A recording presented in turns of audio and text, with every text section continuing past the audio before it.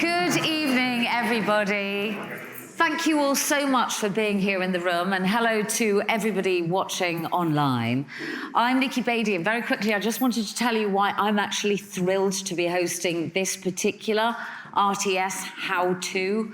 So it's good duty of care, and almost everything that I consume on screen has been through some sort of duty of care development, either as a result of somebody's bad behaviour, something going wrong.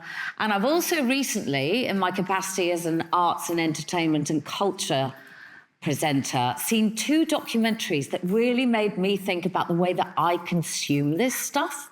So one was Subject. I don't know how many of you saw that, Camilla Hall and Jennifer Teixeira's film. So that really interrogated the ethics of making a documentary, things like should you pay the subject, etc. And then, more recently, I saw Claire Titley's film, The Contestant, which the panel are very familiar with. It's the story of this unwitting Japanese guy who is called Nasubi, which in Japanese means aubergine, because he had this long face like an aubergine. Can you imagine us even being able to do something like that today? It would be so atrocious. He's kept in a room, naked, for over a year, and the way that he has to win food and things to keep him sustained, including clothing, is filling in magazine entries for competitions.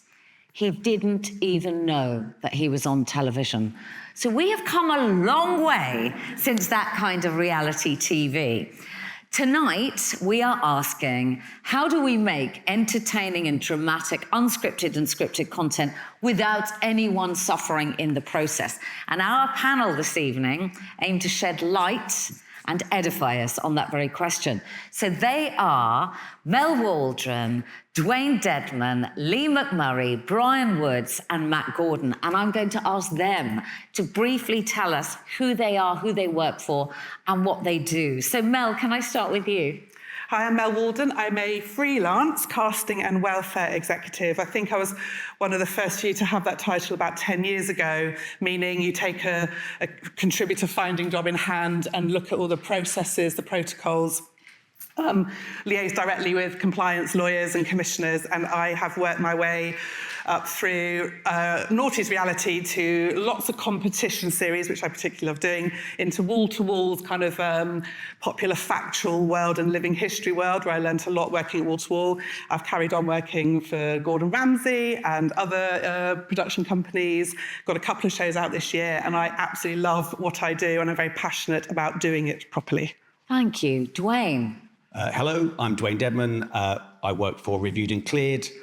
Before that, I worked for a variety of UK-based broadcasters like UK TV, Sky, and then I headed up the broadcast regulation team at BT. I left BT in early 2020 to join Reviewed and Cleared, who are a kind of amalgam of media lawyers and compliance practitioners, helping broadcasters, streamers, and production companies across all areas of the Ofcom code, including, obviously, duty of care. Lee. Hello. Hello. I'm just looking around at all the wine and beer and really feeling very envious. We'll save that. Would you like a drink? I'd love one, but I'm going to be sensible and stick with the water. Okay, all right. You'll have a reward. I'll have a drink afterwards as my reward. So I'm Lee. I work at Channel 4. I'm a commissioning editor in the newly created Reality and Entertainment Department. My big priority at the minute is large-scale reality, so I look after Married at First Sight UK.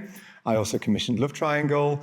I've been at the channel for about 7 years. So in that time, I've also looked after Made in Chelsea, The Sex Clinic. And before the recent restructure, excuse me, I was in the Factual entertainment team. So that gave me scope to do more factual documentary style content. So I also commissioned, for instance, Caroline Flack, Her Life and Death, and with the Flack family. So incorporating all that for the past 7 years and everything I did as a showrunner, I've got a very broad breadth of experience in terms of duty of care. Just thinking about some of the things I've just mentioned there, it can range from anything from how we approach a grieving family with requisite delicacy and sensitivity through to managing a massive reality show cast to thinking about issues around consent where people are revealing the most intimate details of their medical history in a sex clinic. Yeah, thank you. Brian. I'm Brian Woods. I started True Vision Productions about 30 years ago, and Candour, co-founded Candour about 10 years ago. We predominantly, overwhelmingly do serious documentary. Done a lot of films with vulnerable contributors, a lot on child poverty, for example, a lot of duty of care and compliance around that. More recently, one of the documentaries that we made, Diary from the Grave, part of the Catching a Killer series on Channel 4, was adapted along with Wild Mercury as a BBC One drama series, The Sixth Commandment. And I was obviously very involved in the compliance and duty of care aspects on that. We'll talk a bit more about that later as well. Matt. Hi. I'm Matt Gordon. I've been a TV producer for longer than I'm going to admit. And I've made everything from BBC Daytime to feature-length documentaries on Amazon and things like that. Currently, I work at Woodcut Media, who specialise in history and true crime, where I'm head of contemporary Factual, responsible for a large number of hours of returning series and also one-off documentaries. I was also one of the founding producers in the Association of True Crime Producers, which was founded a year ago to look at ethics within true crime production. And we'll talk about that later as well. Also, 15 minutes at the end of this, you can all ask questions as well. So now you know their names and what they do. Would one of you like to start by giving me your definition of duty of care? And I will ask you all if you've got one. Lee, do you want to start? Oh, thanks. Oh, no. Only if you want to. No, it's fine. No, I do want to do. No, it's really simple, I think. It's just about looking after people. Yeah. It's about being a human being, and it's about treating people with respect and treating people the way that you would be expected to be treated yourself. It's about fairness, transparency, and honesty, really. And, you know, it's that simple. The practice of it isn't simple. The application of it should be and is very often quite complicated. But I think that's it. It's hard. It's just about being a human being and making sure that the people that are in your care, that are on your shows, are looked after. Does everybody agree with that? I think that's a very good definition. Anybody want to add anything to that? I think it's about. I was just going to say. I mean, for me, it's all about your moral compass. Mm-hmm. It's about making sure you've got a very clear moral compass, and that everyone you employ on a show has a clear moral compass that aligns with yours, and that you're doing the right thing. Yeah. And it's just about doing the right thing. Duane, you wanted to say No, just I would absolutely concur with everything that Lee and Brian have said. From a practical point of view, I also think it's about identifying, assessing and managing the risks that, you know, are flagged up, which again, as Lee said, are not easy. You have to rope in specialist experts, the broadcasters, production team, but fundamentally from a practical point of view, that's what it's about.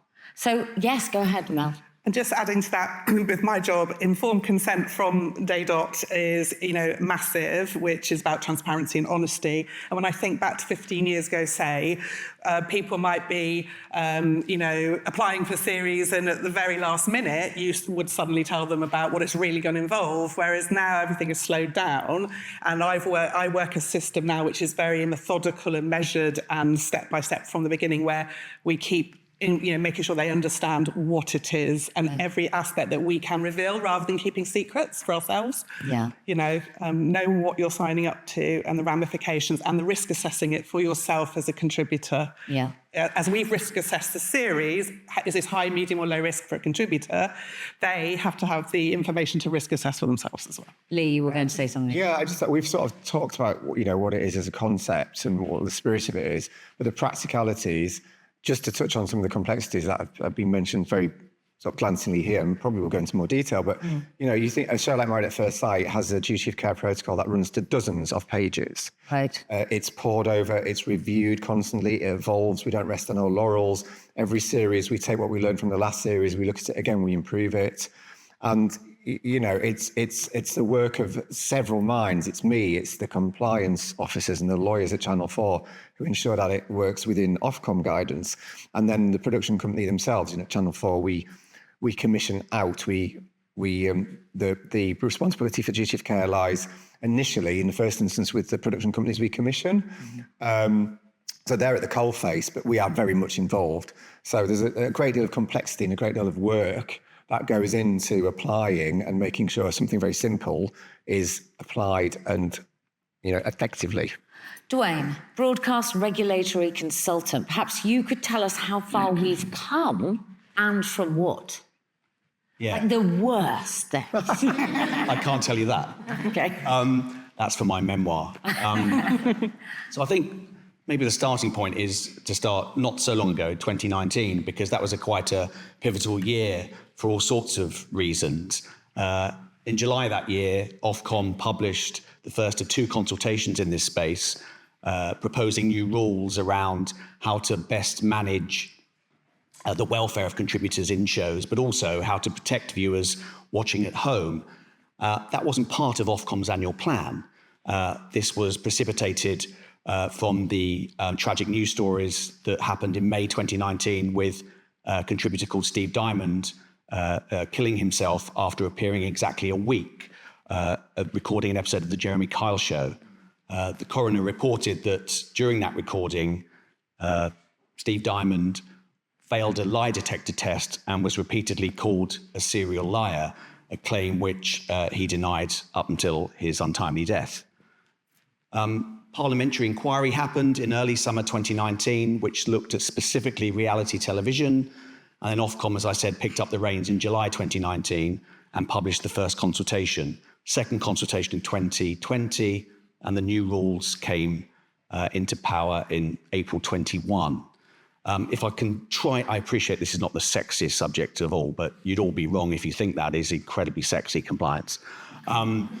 So I'll just briefly touch upon exactly what the rules say. Section 2 talks about harm and offence to the viewers at home.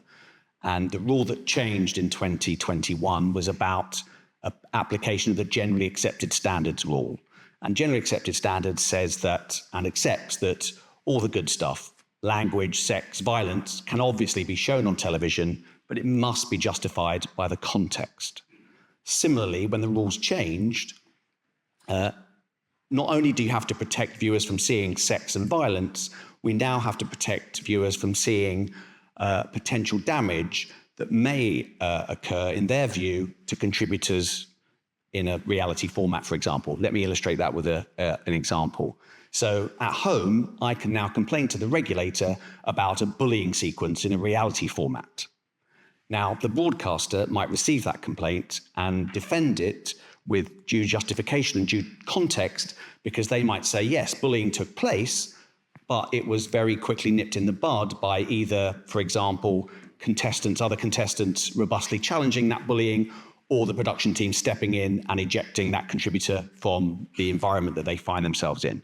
So it's not to say that you can't show scenes like that. It's all about having sufficient justifiable context in order to show that content. So that was the protect viewers at home. The 2 changes to Section 7, which is about fairness, involved informed consent, which we've kind of touched upon, making sure contributors are aware of what their contribution will be. Will it be live? Will it be recorded, et cetera, et cetera? Now, we also have to inform them of any potential risk that may arise from them appearing in the show. And Ofcom acknowledge that that is quite a difficult, challenging thing to foresee in some cases, especially for new formats. For existing formats, arguably it's easier because obviously there's an expectation, there's an understanding of viewers' narrative of an element of the show. But that's what we must do. We must try to tell contributors before they sign up what the potential risks might be. The second big change in Section 7 is new wording, and it places clear obligations on the broadcaster to make sure that due care is conducted about the welfare of contributors within shows. What does due care mean? Well, it's all about appropriate and adequate care. So if a contestant going into an environment is seen to be low risk, then the due care that we must apply as practitioners can also be not belt and braces. And obviously the opposite is true. What sort of contributors might be perceived as being at risk of significant harm? Well, vulnerable contributors and vulnerable people such as people that have mental difficulties, learning difficulties, people that are sick or terminally ill, or people that are going under bereavement, suffering from bereavement. That's not an exhaustive list. There are other examples as well. And also it could be that, contributors simply aren't used to being in the public eye as talent are or the celebrities. And therefore they would also be seen as at high risk of significant harm. It might be the format itself, of course. So if your format includes challenging sequences, conflict, emotional charged elements to it, then again, it will be assessed as high risk. And if the contributor, as Lee's already said, is obliged to kind of reveal sensitive personal information, then again, it will be assessed as high risk. So that's a very whirlwind tour of where we've kind of got to with the new rules or newish rules and what they kind of broadly state. Thank you, Duane. Matt, anything that you've experienced in terms of a lack of duty of care in the past? And if so, what did it feel like for you being at the coalface? Well, I think within true crime production, which is what I find myself doing most of these days, our contributors fall into every single one of those categories that Duane has mentioned because they have already experienced the most traumatic, life-changing events that anyone could possibly imagine. So they are all automatically vulnerable. They've automatically dealt with distressing scenes. So before things changed, as a true crime producer, you have to question the impact of making those programs and look at how that revisiting the worst time of your life will impact upon someone, and whether that can be seen as cathartic, whether that is therapeutic, or whether it is traumatic. And it's making those fine choices on a case-by-case basis and on a daily basis to decide whether that story should be told or can be told, or how you can tell it correctly without causing more trauma and pain. And I think that is the big question that duty of care we all deal with. But I think with true crime, it's where you have to start. Right. Lee, Commissioner at Channel 4, responsible for, amongst other things, Married at First Sight. We have a clip of the show. Do you want to introduce that before we chat? Yeah, I can give you a bit of context. This is from the last series. It's a moment of high drama. For people who watched the series, they'll be familiar with the characters. For those of you who didn't, why not, first of all? And secondly, this features a clip where, the premise of the show is two strangers who've never met meet at the altar, marry at first sight. I hope you know that much. So we are, I think, 20 episodes into the series by the time this clip comes around. One of the brides has discovered that her husband has developed feelings for and a connection with another bride and is less than happy. So I told you you'd like it.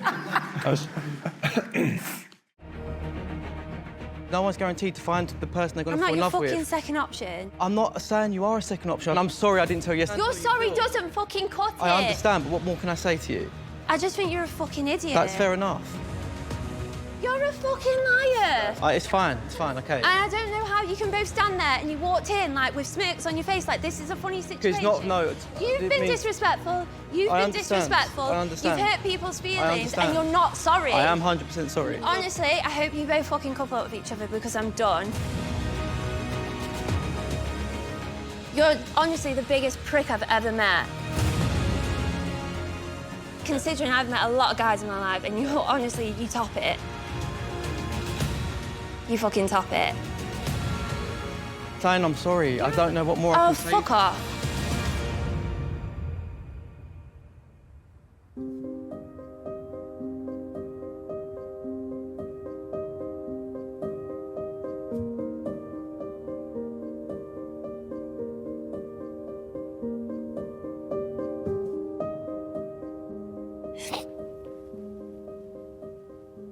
I just wanted to fall in love.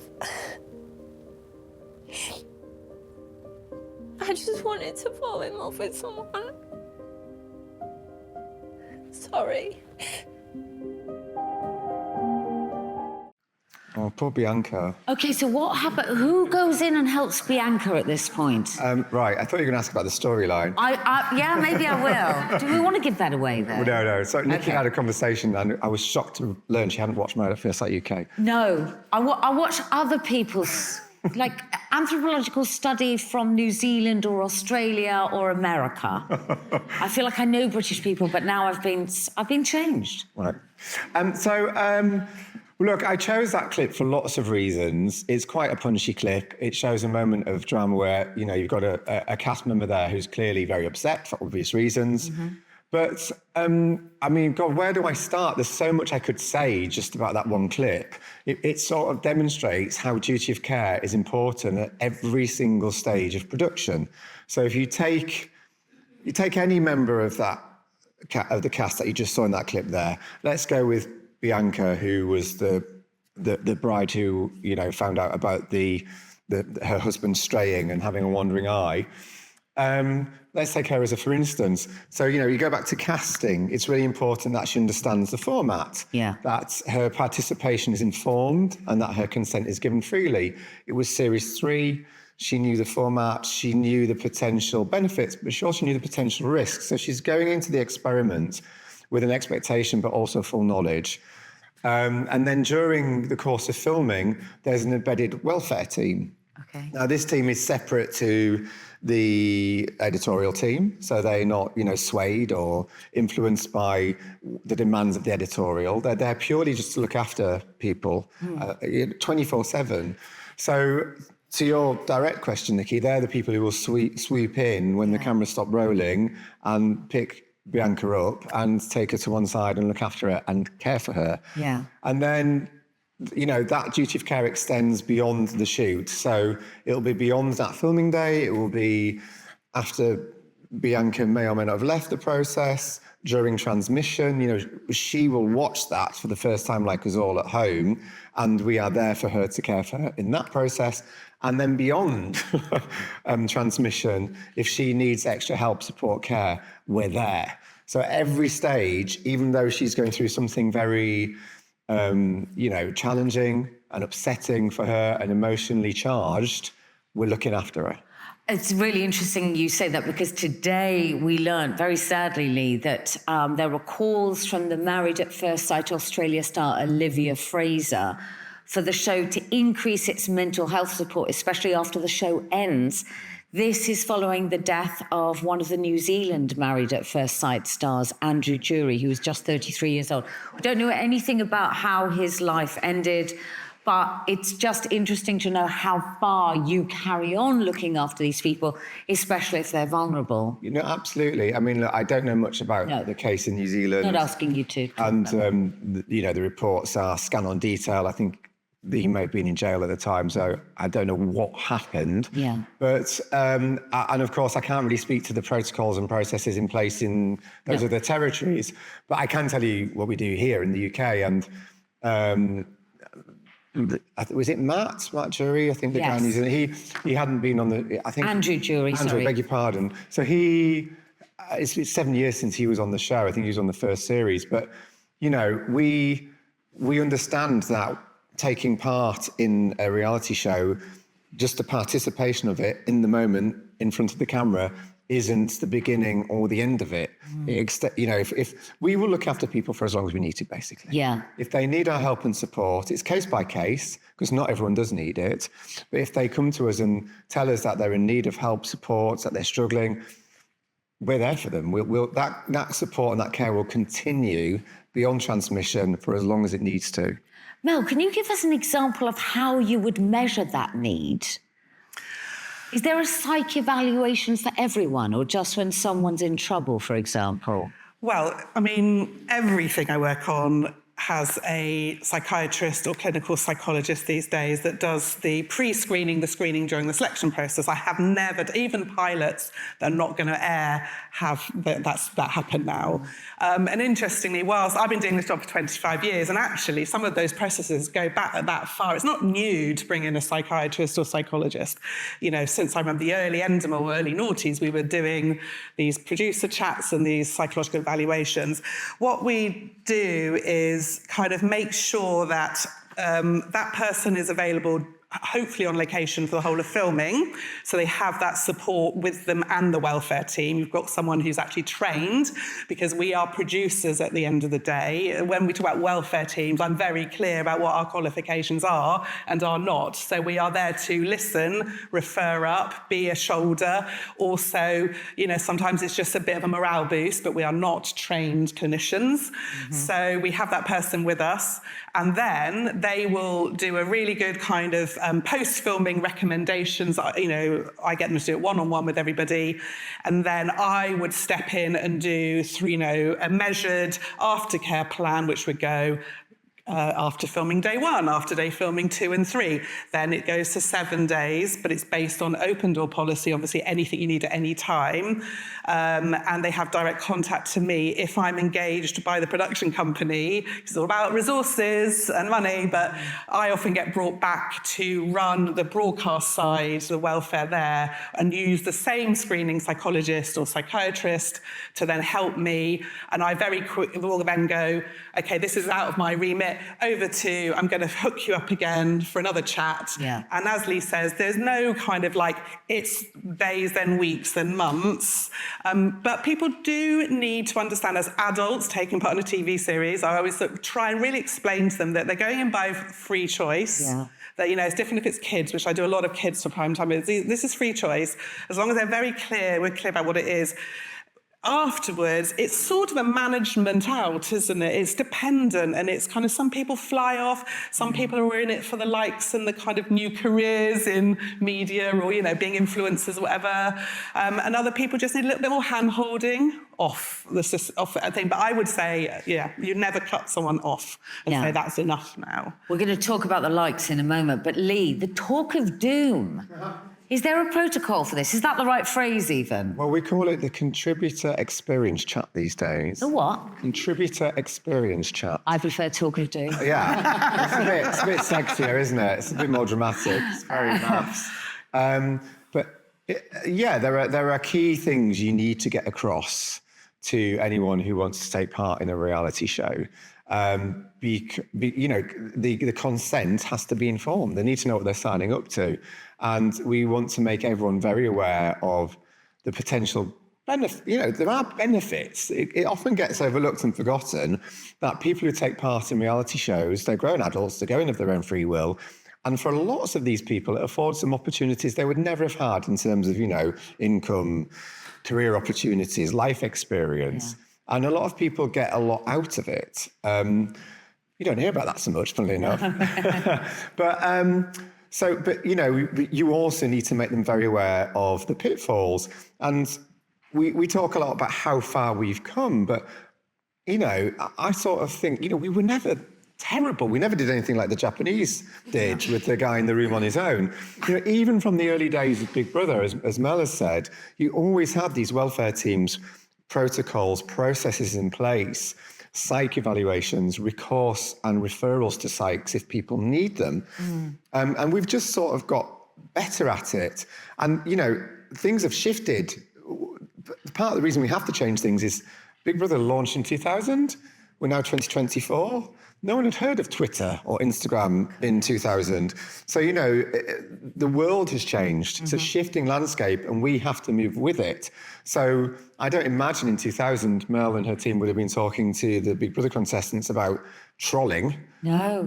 But nowadays, it's one of the things that you have to flag and highlight. And again, make sure people are supported through and helped through. We have very clear social media guidelines at Channel 4, which I shared with our producers, which need to be passed on and reinforced with the contributors.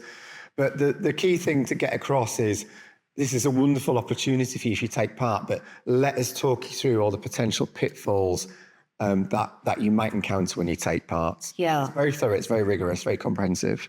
So how much does good duty of care cost? Is there, for example, a percentage of a show's budget? Can a small independent company afford duty of care? How does that part work? Duane, can I come to you on that first of all? I'll talk to gladly. It's a sort of subject matter which I know literally nothing about. Okay, great. So I'm very easy to take that one because rather selfishly, I'm the sort of person that says duty of care needs to take place because of this significant risk or this significant harm. Right. Ultimately, it's up to the negotiations between the broadcaster and the production company to make sure there's a requisite budget in order to satisfy those requirements. So selfishly, I'm not the right person to come to. I'm afraid. Mel. We do make sure there's there. Yeah. Do you think there is a percentage that you can nail? I am not a business person. I mean, I couldn't say. However, what I have noticed is that, say you've made a programme and it's all gone well, but, everyone's scuttled off to, we're in the edit, making the show, and bonds at the production company are on to their next project. Sort of excited about the next project. Suddenly, who is looking after all those people that have been filmed within the last year or so? And so I may go in on a buyout fee and say, I will look after them. I might have worked on the show, I might not have, but that's one of the services I offer, because somebody has got to be there and pick up the phone for all sorts going on. And at the moment, unless you've got someone, luckily, like CPL have in-house people, some small production companies can't afford a person in-house, but suddenly there's no one there left because everyone's busy. So that is the big question. So I do think that is a budget or resources question for a production company, and I don't know the answer. Okay. And at the beginning also, if you look at the casting budget on schedule on shows, that's getting pinched quite a lot as the budgets shrink and the schedules shrink, and yet we're supposed to know these people inside out before we put them through the risk of this programme. And so that's another place for me of budgetary tension. Okay, interesting. Matt, what about you? I mean, I would say it's a different approach. Within the factual documentary world, duty of care is essential because you are casting a story, you are not casting a person. And the people who were involved in that story will be impacted by the film you are taking. So you have to take a duty of care and look at how whatever story you are telling will impact on anyone who was involved in that real life story, whether it be a witness, a passerby, the victim's family, or even the perpetrator's family. And I think it is essential and part of the production process for me to have checked out all of those things. And we speak to all the contributors, we speak to everyone involved. And if any red flags are raised in any way, and considering these people have always lived through trauma, there will be red flags. Yeah. So it is exploring that and using the same tools that I mentioned, using psychology, using support, using aftercare. The difference being is that if a family of someone who has been a victim of murder don't want to talk about it, can't talk about it, it's not that I can move on and say, all right, we'll talk to another family member, we'll talk to somebody else. It is their story and it's their impact. I mean, there was a good example. Recently, Woodcut made a film called The Murder of Sandra Ribbett for Prime Video UK. And Sandra Ribbett, if you don't know who she was Lord Lucan's nanny, who he was allegedly murdered. But we contacted the family of her. She was only referred to ever in the press as the nanny. Mm-hmm. So we contacted them and they were really over the moon to have been talked to because nobody in the many, many, many years had bothered to track them down and ask them about their nanny, their daughter, their sister. And it's that level of impact. And you can't tell a factual program without looking at that because it's their story. Brian, what about you? I mean, I think the original question, is there a percentage of the budget? Well, no, there isn't. Because is there help available? Absolutely. And there is more now than there ever has been. It's the awareness among the broadcasters of the importance of duty of care, the importance of looking after contributors has just gone up and up and up. And if I think back 20 years, we were making films about vulnerable contributors, children growing up in poverty. And then it would come to broadcast, we'd be feeling, okay, we need to do more work with the families. We often work with a specialist who works effectively like a guardian ad litem within the production, looking after the welfare of putting the welfare of the child first and foremost, while also hoping to help make the film. Yeah. And we needed more time. We needed more of Sheila's time to work with the families. went back to the BBC and said, we need more money for this. And they went, yeah, fine, that makes sense. So we'll do that. Nowadays, it's much easier. You know, we did recently a film called A Time to Die about doctor-assisted suicide. Yeah. Clearly, in terms of your vulnerable contributors, you've got people who are terminally ill. You've also got families who are going through bereavement on camera, incredibly vulnerable. At the outset of that, there was plenty of discussion in terms of the budget and the compliance process of how do we make sure that these families are supported throughout production and well after production as well, and well after broadcast, through broadcast and well after broadcast, both in terms of psych support and in terms of the producer and the director, Rachel and John, staying in touch with those families all the way through. And in fact, John, who does lay funerals, conducted the funeral of was asked by the family to conduct the funeral of one of the contributors. Right. Matt, true crime. Your company, Woodcut, set up the Association of True Crime Producers to promote best practice in this genre. Yeah, Woodcut were involved following the death of Nicola Bulley, who was the woman who fell into the river, and her husband was subject to an enormous amount of media and news speculation as to whether he'd killed her, whether she'd been missing, whether she'd run away, whether she was an alcoholic, all this sort of thing. And we got together with a large number of other producers who make true crime and had a discussion about the ethics of production, of discussion, and how we could set up a set of guidelines that would be available for producers that we could all agree to, that go above and beyond the basic guidelines that Ofcom put there, that set some protections for the people who we are making the content from. So essentially the victims of true crime, to put in a set of guidelines to make sure that we approach them, we talk to them, we engage them, that they are fully informed, that they are given support, and that we look at the greater picture. And the reason we did that is, one, for them, two, that true crime has been going for quite a long time and it's never been more popular. But I think the focus of true crime, when it began, it was probably more, let's look at Ted Bundy. Oh my goodness, isn't he a handsome man driving around killing people? Isn't that sexy? And you people saw people with, who's your favorite serial killer? And I think we've moved on from there. And I think we can't talk about death like that. And you have to start with the victim.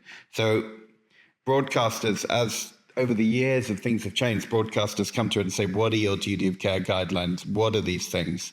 And by forming the Association of True Crime Producers with all our other production partners, we have that set of guidelines. And anyone who produces true crime and comes to us and wants to join will sign up to those guidelines so that we're all agreed and we've got a common set of ethics that the broadcasters, many of whom are now backing us, have agreed to as well. So it can save us time, but it also means that for police forces involved, for victim support, they know that they can have a voice and they can be treated fairly and respectfully. Can you give me an example of maybe a couple of things that have come up in this set of rules and these protocols that haven't been in place before? Yeah, I think it is literally, whilst there's always been transparency and all those sort of things, I think I've recently made a film where we had, it was the murders of Stephen Port, and so who was the grinder killer who killed young men and boys that he lured back to his flat, drugged them, they died, he denied anything about it. So he killed a number of boys, but it came out in his trial that when it eventually got there, he convinced the Met Police that he didn't kill them and they believed him. So there's a bigger story there. But we tracked down a lot of his other victims who had been drugged by him previously. And so we worked with them and we gave them all psychological support, and they'd never told their story. They'd all been anonymized in the court, but they wanted to speak to us. Now they Envision. They wanted to talk to us, but we gave them all psychological support. And the psychologist said, a lot of these people, you can't, we discussed, we didn't put them on camera, even anonymously, because they had not spoken about it. And the fact that it could have been them that had died and it wasn't was so close to the surface, although they wanted to speak about it. The guidelines we had, which is more than a load of checkbox, said we just can't do it. We have to do a moral risk assessment like everyone else is talking about, but for every single individual person. Yeah. Like, will the trauma that they might experience on social media or trolling, all those things, will that outweigh the entertainment factor of seeing their story? Yeah. Ultimately, we found a victim who was happy to talk about it, had never been named, and he was anonymous. We kept him anonymous, but he spoke and he was psychologically sound. So using those guidelines, we can make the right choices and make sure that everybody involved, even like the killer's family, know that this is being told and know that what our approach is. And the idea with the Association of True Crime Producers is we can say, here are the guidelines, they're publicly available. You can hold us to account to those. They're on our website. If you don't like what we're doing, you can come back to us and say, but you said. So if somebody hasn't signed up to this, are they going to be pariahs in this world? No, I don't think so. I think it's optional, but I think there is... For how long? Well, we do have one of the broadcasters who now has, you will abide by the Association of True Crime Producers guidelines in their contracts. So, and lots of broadcasters have signed up to it. It is a voluntary organisation, and we are open to anyone who produces it, but we have a set of guidelines. They are common sense guidelines. Yeah. There's nothing groundbreaking in there, but we're just saying we will do this. Yeah. I think that point, the example you gave of talking to people and then wanting to contribute, but then it not being appropriate for them to, is a really important one in terms of duty of care. And sometimes it can happen much later. We made a film about children whose parents are in prison. And we'd filmed over months with these kids. And then I mentioned earlier on Sheila Beckett, who is almost always involved in films we make with vulnerable children. She was working with the kids, and one particular young man, he was very committed to the film, really wanted to be in it. We'd kind of done a rough assembly of his story. She was sort of touching base with him now and again, and she came back to us and she said, I don't think it's right for him to be involved. He wants to be, but it's going to be, he doesn't understand how damaging it will be in terms of his relationships at school and some of the adults around him. And so my advice is that he can't be included, which obviously we took, and the BBC supported that. But then it was, okay, so how do we now, this is a young man who has experienced rejection throughout his life. Yeah. He has been shat on for 14 years. Yeah. And how do we now manage taking him out of the film, which he thinks he's going to be in a way that doesn't shit on him again, and which he doesn't manage to, find a way of interpreting as yet another rejection. Gosh. And that's all part of the duty of care as well, is working out how you manage to position that, how you manage to, we made a film for him. We gave him, this was back in the days of DVDs, we kind of cut his story, gave him a DVD, had a special screening of it, all those things to try and make it feel like this was particularly special. We were making a special film just about him. Yeah. How old was he? He was 14. Right. And I think that's very important. And I think when you're dealing with factual stories, I think you have to offer duty of care to all those who are involved in that story, whether they're in the film or not. Yeah. So they have to be informed what the film is about. They have to know when it's going out, whether they're in it or not, because last thing they want is to see, oh, look, there's my ex-husband on the TV. I didn't know that was going to happen. Oh, kids, look away now. They need to know that. Yes. And I've dealt with people before who said, you never told me my ex-husband was going to be on the television. We go, well, actually we did, but there he is. And it's really difficult. And you can do all you can to reach out to these people. But in the factual thing, the impact is so widespread that it's a lot of people you have to talk to. You have to. We're going to move on to scripted now, and what the particular implications for a dramatic reconstruction of a true story may be. Because, Brian, you exec produced the utterly superb series, The Sixth Commandment. So that was the drama, in case any of you don't know, the true story of the deaths of Peter Farquhar and Anne Moore Martin in Maids Morton, Buckinghamshire, starring Timothy Spall, who won a BAFTA for his performance. You won a BAFTA. Congratulations. Thank you. We have a clip. Do you want to... yeah. Do you want to talk us into the clip? Do you know? The clip is actually the promo that the BBC produced, which kind of tries to summarise the entire series. Okay, great. Thank you. Who here lives by a moral code? I'm glad I'm not alone. Please show your appreciation for Mr. Peter Farker. Do you think Christ wants you to be lonely and unhappy? That's a moot point, isn't it? Why? Because I do not think it is possible for me to be loved. We were just discussing what characterizes the romantic ideal. There is no law but the artist's feeling. Yes, good. It's lovely here. So peaceful. Fallen in love with you, Peter. I like it here so much. It's peaceful. He's a wonderful man. Well, so you say, but I don't know him. It's you and this man. His name is Ben. Ben lived with him and Peter got ill. And then Ben lived with my aunt and she got ill.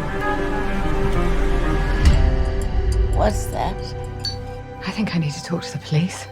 You will hear evidence of extreme gaslighting and psychological manipulation, all to frighten, to isolate, to make a person terrified for their sanity. When he's convicted, when he's in prison, it will be over. Ben's a weird man. That's all they've got. I think I'll get away with most of it. And what if he doesn't get convicted? It's not going to happen. It does happen. Guilty people get away with it. It happens all the time. I want us to consider the commandments. Now I'm thinking of one specifically.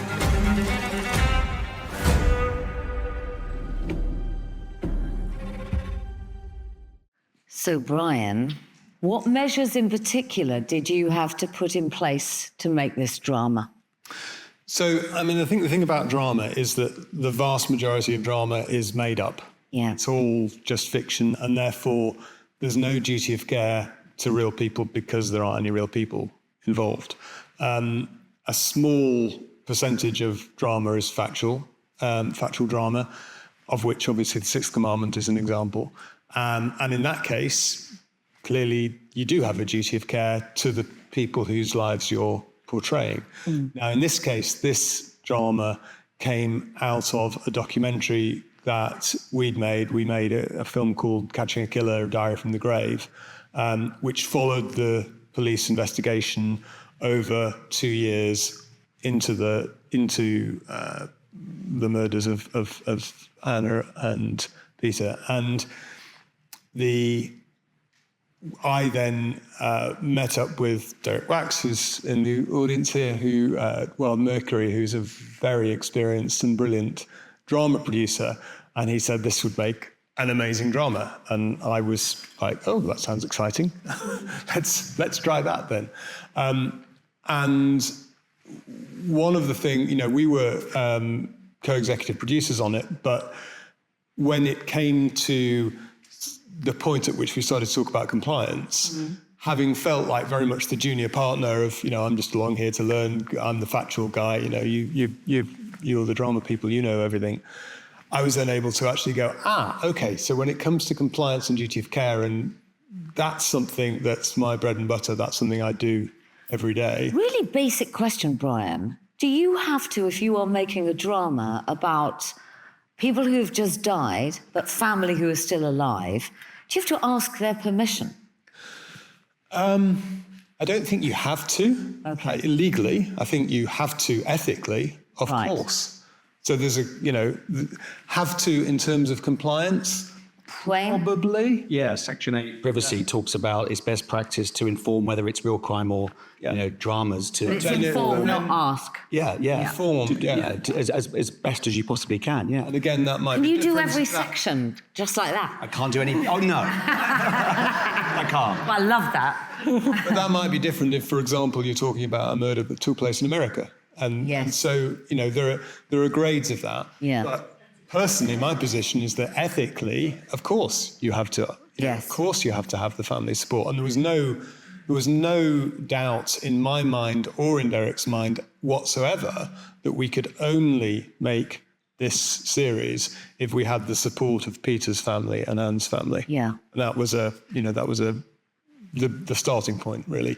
Now, we knew that Peter's family had been very supportive of the production throughout the documentary.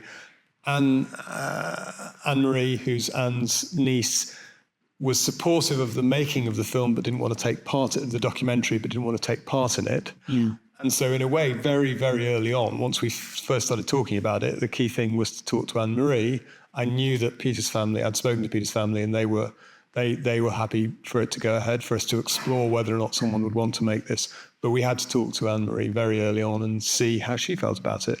And she felt, she felt that she, having seen the documentary and seen the way and hearing what we were talking about in terms of honouring the memories of Anne and Peter, and one of her sadnesses was that through the court case, her aunt became reduced to this old lady who got deceived by this young man and had sex with him. Yeah. And the tabloids had gone big on the sex. And she was incredibly hurt by the fact that the wonderful person who her aunt was had just been forgotten.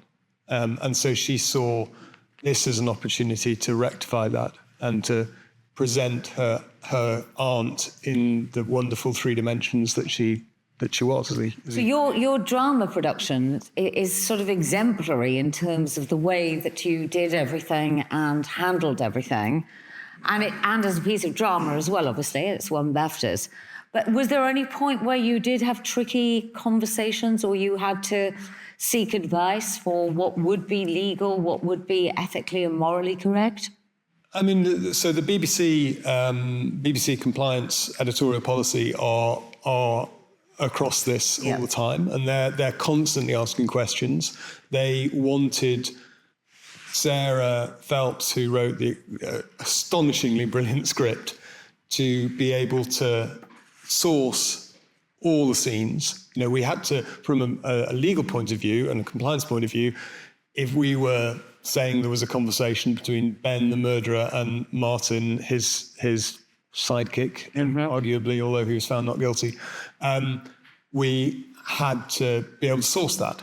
And we had those sources because there were WhatsApps between them that the police had that we could say, okay, they didn't have this conversation, but the sentiment of this exchange is true to exchanges that they had on WhatsApp, and therefore we can present this scene, and they were happy about that. In terms of the duty of care to the family, I don't think there was ever any point at which we were...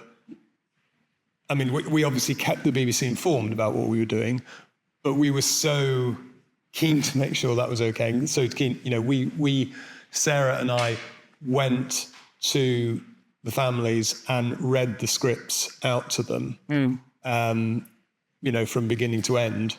And yeah, there were uncomfortable moments in that. There were points at which, you know, we knew for the drama, the tension between Anne-Marie and Simon, her husband, was quite important and you know, was quite palpable. You know, he punches a hole in the wall at one point. He's so frustrated. And yeah, we were a little anxious about how Anne-Marie would feel about that depiction. In fact, when we got to the end of the script and specifically asked about that, she laughed and went, "Oh God, it was far worse than that." Okay.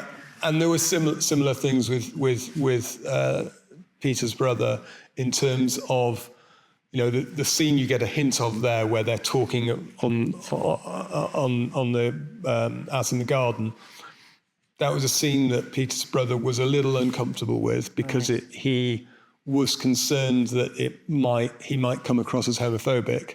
That was never Sarah's intention, and she knew he was definitely not homophobic. But you know, Sarah took that on board and tweaked it to make sure that he was happy with that. So When would Ofcom get involved, Duane, if something had gone wrong? I'm thinking of baby reindeer, obviously, but we have not got time to go into all that. Oh, good. And but when would Ofcom get involved? It's just one thing I just want to mention is that on the trailer there, it's interesting. I hadn't watched the trailer for a long time until we started talking about this. The trailer starts with the words "based on." I know, as opposed to "this is a true story." Now that's what it says on the trailer, which we weren't particularly involved with the trailer, other than saying, "Yeah, that looks great." No. In the actual series, the series starts with the words, "This is a true story." Mm-hmm. It then says, "What follows is based on extensive research, interviews, and published accounts, with some scenes created for dramatic purposes." So we were very clear that this was a true story. Yes. Because we had been very, very rigorous about making sure that everything was factual and everything we had a source for and could back up. And it was true. Yeah. Thank you for that.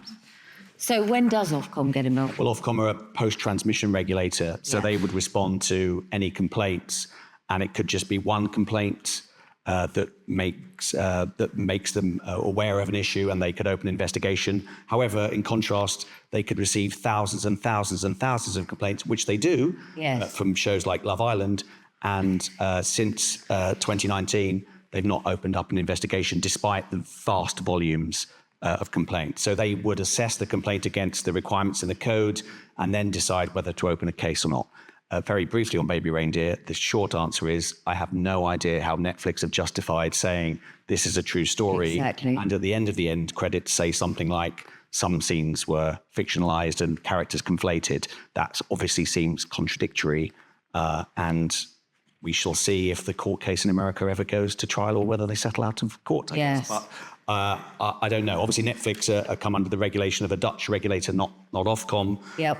But it does seem to be. But there are video on demand codes that they have to follow. There are, and the on demand codes at the moment aren't as prescriptive or onerous for Amazons and Apples and Netflixes. However, the new media bill did squeak through before the dissolution of Parliament. So it's proposed in early next year, Ofcom will publish a consultation about what the new VOD code will look like, where these kind of requirements will be applicable to the Apples and the Netflix and the Amazons as well. And the final thing to say is that, but the one streamer that I work for all the time, Amazon, even though they don't have to abide by the linear rules, duty of care rules, they absolutely do regarding duty of care. The format that I work across, they adhere to the linear rules, the more onerous rules, because of the reputational risk that comes with a massive brand like Amazon. Yeah. So they want to be belt and braces. Thank you. I was going to ask you all about your personal experiences in terms of something dramatic happening. Oh, Mel just pulled a face. So instead, as we are running out of time, perhaps I could ask you all to tell us something about a tip for taking on a duty of care heavy show, some insight, something that people can take away tonight. Mel, do you want to start with that? I mean, you've got lots. If I get called for a project, I think about that show in terms of my, am I going to sleep at night? Are the contributors going to be well looked after? Who's the production company? I ask who the commissioner is. I ask lots of questions before I take the job. Because when filming and broadcast comes around, a lot is on our shoulders in my job, as in there's a lot of potential stress and pressure and worry. So I think very carefully first about what the job is, what's the message, what's the content, what's the tone, and then get curious, keep asking loads of questions about kind of the handling and who's directing, and just because you're putting your name to something at the beginning that can then morph into something you didn't know what it was. So if I felt that I'd been sold a doozy, as I say, I would not proceed personally, because again, if it goes wrong, I'm the one having sleepless nights. And then speak up, have conversations. I love the way now broadcasters and production always work together on duty of care. It used to be very much, it felt like it was the production company. Mm-hmm. I love that relationship with the channel compliance lawyers and the commissioners, that you do all sit around and talk. But the main thing is I just try and lay out who are these people we would like to take part. If that was a family member, how would you treat them? If that was your mum, your aunt, your sister, whatever. Think about they are no longer, I suppose the attitudes have changed. We used to treat them as people that we needed to make the show. Like they were getting something out of it, but we need them and we need to treat them well. So I would think about how to put them through a good process of understanding a first series in particular. But, I've had a good run, I'm going to say, because I think I'm quite methodical and I do care and I do quite selfishly want to sleep at night. And so, there are very big shows out there. They're very high pressure, aren't they? And I'm sure at MAFS, there's a lot goes on around broadcast. It's quite hard to manage. So they're out there, those shows. And I'm very admiring of people that, have to handle those. Oh, we're admiring of you. Duane, do you want to say anything? I got two, tips. The first is no surprise from someone like me. Do talk promptly to your media lawyer or your compliance person, especially when challenges and problems arise, and they will arise. If you are honest and transparent with them in a timely manner, it's very likely the lawyer or the compliance person will come up with some sort of resolution to your issue or problem. The second, much more practical tip is write notes. So when you talk to contributors, when you check in with their health and welfare, write that note down so you can follow then referral paths to broadcasters or the experts that we talked about, psychologists. So comprehensive audits will absolutely demonstrate to the regulator, should you need to, that due care has been undertaken. Brilliant. Lee. Top tip. Oh, God. Yes. One thing, maybe a couple of things. One thing, couple. Make it your first question, your first concern, your priority. It doesn't matter about the drama. It doesn't matter about the editorial. You've got to look after the people. So make sure it's your first priority. We've all talked a bit on the panel tonight about times when we just think, well, no, sorry, this person shouldn't take part. They're not ready for it. It would be deleterious to their mental health. Don't be afraid to make big calls, even if there's a cost attached. That means you're looking after the people before the show, and just have the right team on it, I guess. It's a team effort. It's not just one person. And maybe the third thing is don't think you know it all. You'll always be surprised. Keep learning, keep evolving, and don't rest on your laurels. Thank you, Lee. Brian, what about you? I think I would pick up on that. It's a team effort and it's the people. And so I think, as an exec, my key thing is recruit the right people. Recruit people whose heart is in the right place, who are doing it for the right reasons, who have a moral compass that aligns with yours. I mentioned A Time to Die. John and Rachel, the director and producer on that show, are really, really good people, and they are still in touch with all the families, and will, I'm sure, be probably for the rest of their lives. And they care deeply. When Derek and I first started talking about the show that was to become The Sixth Commandment, I talked about Peter Farquhar, and Derek said, "Oh my God, he was my teacher at Manchester Grammar. He was amazing. Goodness. He was such an inspirational character." And the fact that he was immediately coming from that place gave me confidence that, okay, this is the right person to be working with. Then Sarah had the same approach. Sarah, the writer, this is about Peter and Anne. This is not about the murderer. I never want to be in his head. I never want the viewers to be in his head.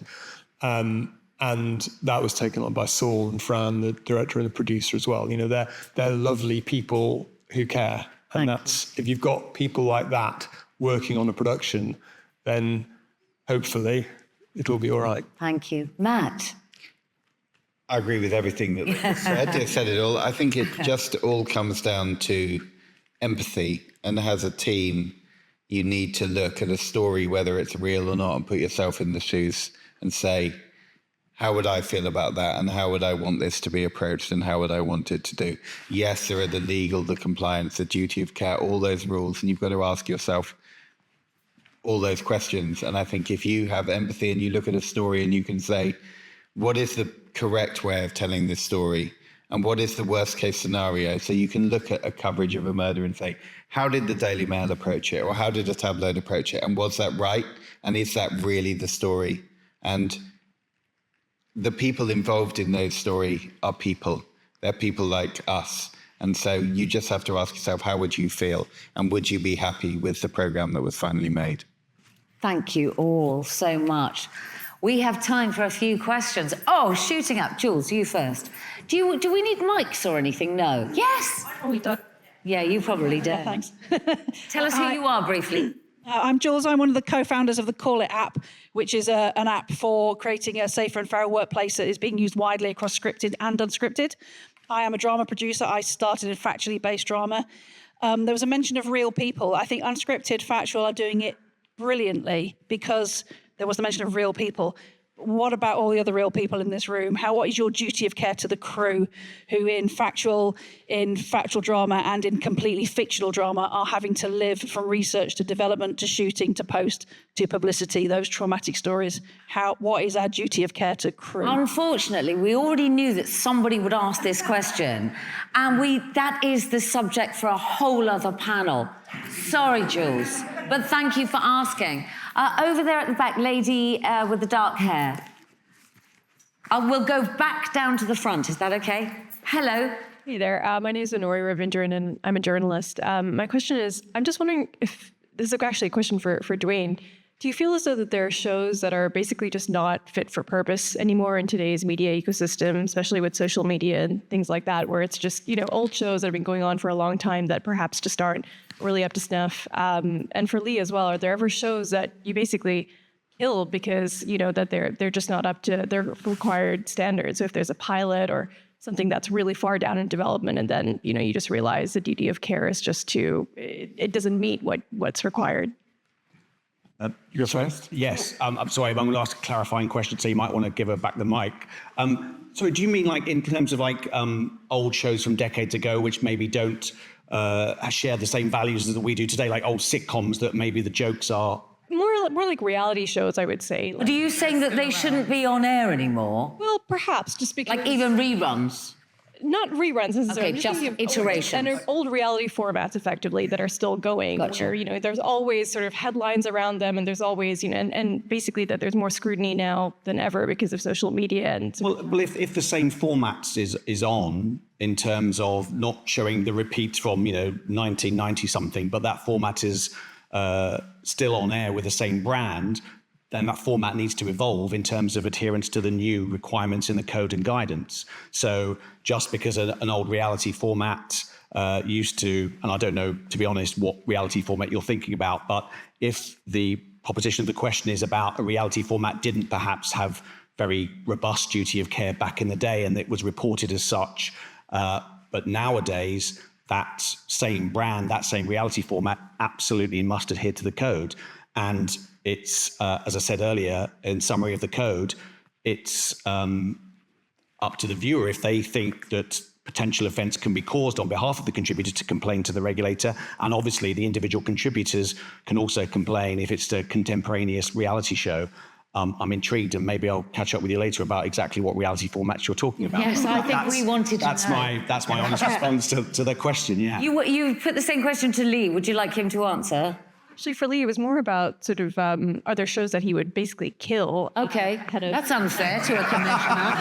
BBC Two. Are there shows I would kill? It's competition. Yeah, exactly. There are definitely shows I would kill to make way for Channel 4 shows, so the competition wasn't as stiff. But in terms of new formats that come through at the development stage, duty of care is so fundamental nowadays and so critical to our thinking. It's baked into every process and every decision we make. So if an idea came my way, and through my sort of deep, detailed understanding of duty of care and welfare, I just looked at it and thought, well, that's never going to work. That's going to be deeply unfair or cruel or upsetting or too upsetting for people to take part in. We just wouldn't, it wouldn't get out of the, we just wouldn't get out of the gate. Yeah. We wouldn't get so far down the development process where we go, oh shit, we've made a mistake, we need to pull that. You just kind of know from the get-go, from your knowledge of as a program maker and as a commissioner, when things just aren't right. You know, it's about the moral compass that Brian's talked about. You just look at it and go, no, that's not going to work. Who else has got a question? Lady in the pink. Hi, I'm a journalist as well. Obviously, there seems to be a big sort of duty of care story in the industry at the moment with Strictly and the BBC. Obviously, they've got a duty of care to their professional dancers as well as the celebrities. So I'm just wondering what the complexities are around duty of care when you are pairing celebrities and civilians on the same show. And do we think that celebrities should be put through the same psychological testing as civilians are when they're on reality? I like that, civilians. Do you want to answer that, Lee? Is that something you could talk about? Well, it isn't, because I don't work for the BBC. Yes, no. Strictly. So, yeah, we do have celebs go dating. Do you want to just give a general impression of it? Mel, maybe you can too, or not? It's not my remit. Not your remit. Work with celebrities. Well, we have a duty of care to everyone who takes part in those programmes, and that extends to the celebrities as much as the so-called civilians, you know, the normal members of the public, for want of a better phrase. So I'd like to think that we look after everyone. Regardless of the constituent makeup of the cast, those shows are still subject to the same Ofcom guidance and considerations. And so we have to make provisions accordingly to make sure whoever's in front of the camera, whether they're someone we're all familiar with as a household name or they're someone we've never encountered before, are looked after. I think it should be a level playing field, yes. I mean, look, Ofcom will sort of speak to this a little bit as well. There is arguably a case to be presented that if you are a celebrity who's been in the public eye a lot more, has an experience of being famous, of dealing with the press, of dealing with social media. And being paid a lot. Then, you know, you're potentially, arguably, not as vulnerable as someone who's coming to it for the first time. So there is a bit of a discrepancy. But fundamentally, yes, we should look after everyone who appears on our shows. And, you know, I've done shows with celebrities, and we've often encouraged them to open up about quite personal and private matters. And that has involved psych evaluation for them and all the people entailed in that production, sometimes their friends, sometimes their families. Thanks for doing that, Lee. Lady over here. Hi, everyone. Thank you for your comments. My name's Tome. I'm a consultant. I specialise in injury prevention, mainly for cast in film and television, kind of the things that stunt doesn't cover, health and safety doesn't cover, everything in between. And I'm interested to know, especially with the mention of the guidelines in particular, whether you're familiar with the creation of the Creative Industries Independent Standards Authority, which is, I believe, coming into full force at the end of this year. And if you are familiar with it, how you feel about standards being developed uniformly to apply to your various lines of work. Does anybody have anything to say about that? Not informed as yet. No. No, we couldn't talk to that. CISA for short, no? Also, I was going to ask the same question as Jules, and I really look forward to that next panel. Okay, next panel. You've stimulated it. Anybody else on this side? Okay, gentleman over there with the beard. Oh, and then you, Layla Latif. Hello there. Ben Lewis, Content Compliance, Warner Brothers Discovery. You touched on the baby reindeer thing previously, and I'm sure it's probably worth its own seminar. Yeah, itself, but, it is. Does anyone feel... You mentioned also that they're not governed, Netflix isn't governed by Ofcom. Do we feel perhaps that Netflix owe Fiona Harvey a duty of care morally, perhaps? Don't be drawn on this legally. Well, personally, arguably, yes, right? But I guess this will play out in the courts. And I guess Netflix have deliberately been tight-lipped about this because perhaps they have a robust case to rebut her claims. Now, all I know about Netflix is that there are a team of lawyers there. There is a compliance team there. So someone more than once would have cast their eyes over the script, the final program. I literally can't second guess as to why they've come to that decision. So I don't want to go there, but I guess this will play out and we will find out. Yeah, and it is the subject. That's the best answer I can give. Yeah. Thank you, Duane. Layla Latif, I've just introduced you. Lovely to see you. I was just wondering whether there were kind of guidelines in place when it came to like substance abuse of any kind, like when it comes to alcohol consumption, all of those sort of guidelines, because I feel like there's been quite a lot of, perhaps in the past, problematic programming which has come around where people are sort of drunk or maybe on some sort of, medications and things like that. And like, how do you kind of protect around the effects of that? Because that obviously may have people behave in a way that they wouldn't love to be televised. Who'd like to answer that? Sorry. Yes, no, go ahead. From an Ofcom point of view, there's no prescriptive rules detailing the volume of alcohol a contributor can and can't have over a course of a day or a week or their participation in the show. But obviously, if alcohol is distributed to contributors in a strange environment, then they're going to behave in a way which perhaps they wouldn't behave when they were completely sober. But that goes back to informed consent and informing them exactly what scenarios and situations they're going to be put under.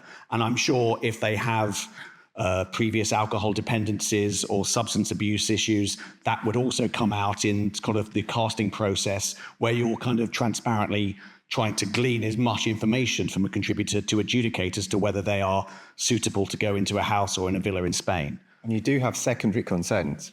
Tell us about that. Well, I made a show ages ago called What Happens in Cavos, which was set in a Corfu resort. And, it was young holidaymakers having the time of their lives, to put it diplomatically. And, if they were doing stuff in front of the camera when they were inebriated, we made sure, you can bet your ass, we made sure we went back and spoke to them about their contribution when they were sober in the cold light of day. Right. So they consented at the time, but then there was secondary consent. You have situations not just in Cavos, but in medical series where people may be, in severe amounts of pain, or they may be anaesthetized, or they may have really strong painkillers and they don't quite know what they're doing. Yeah. So you will get consent at the time, but then you will get secondary consent when they're fully compos mentis. Got you. So consent is it's something that you need to be very across, and it's something that we take very, very seriously. We sort of. Mel, you can have the last word. Yeah, when you were asking about top tips earlier, one of the things I sort of didn't say what you want to say is about how do you get to know somebody across a process before they start filming? And they've presented themselves, in a favourable way. They've written a lovely kind of email in or responded to an ad or whatever. For me, the whole thing then is about, you've got a finite amount of time, might be 12 weeks, might be 3 weeks, might be 3 months, it might be you're doing storytelling and it's sort of slightly slower. But the main thing is, people can lie, they can favourably present, they can withhold information, and it all comes back on us. And so part of the way I work with people is to, through a kind of slow informed consent process of stage by stages, trying to appeal them to say no good will come of this if you withhold maybe drug dependency, you're a heavy weed smoker and you're going to go off for 6 weeks and be cold turkey. This is not fun for you and it's not fun for us. Yeah. And so in a slightly, as I'm in my 50s, I kind of sit them down and I kind of go, let's don't bullshit, because it's going to harm you, it's going to harm us, Same with drinking. I mean, if a lot of structure stuff now, 1 drink, 2 drink rule, isn't it? Because you actually don't want to see yourself drunk on telly or, American reality shows, they will be very much slurring with a gold goblet. And stuff I do, it's slightly less. It's about 1 drink if you're lucky. I'm not interested in having to deal with alcohol and the problems that might arise with that. But my main thing is, who are these people that you are putting on television with all these risks and stresses and what they want to get out of it, but who are they? So what I find is, just by not asking once, but asking 3 times across the process about self-disclosures, about neurodivergence, about what their access needs are, about the family and who's supporting you at home, who's in your support network. We've got a finite amount of time to work it all out and feel comfortable or not, and say, you could, but I don't think you should do this programme, quite honestly. And one of my other responses is, if you've got any concerns, don't do it. And it's like, I've said it and I've recorded it. I've recorded it twice on Zoom, as you're saying, to log everything nowadays, that I have asked you the right questions. You have hopefully, after several times being asked, been truthful. It takes 3 times to really disclose the really personal stuff, because the first time you don't say, and the second time you feel a bit, oh, I should tell them about this. Third time it's like, okay.